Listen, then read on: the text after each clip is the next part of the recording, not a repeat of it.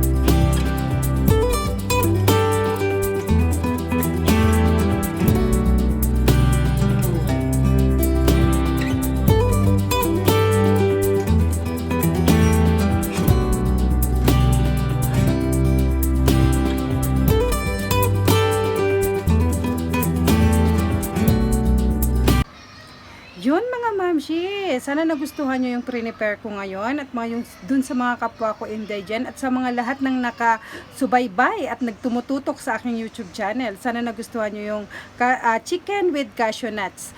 Yun po ang prepare ko ngayong araw na ito at niluto ko kanina lang. Yan, sana po nagustuhan ninyo yon. At sa mga hindi pa po pala nakaka-subscribe sa aking channel, subscribe na po kayo, Indaylin TV, at i-press nyo lang po ang notification bell para na-notify po kayo sa lahat ng mga videos na i-upload ko pa. Yan po, hanggang dito na lang po muna. Ito ang ulit ang inyong Indaylin na nagsasabi, sa hamon ng buhay, dapat laban lang.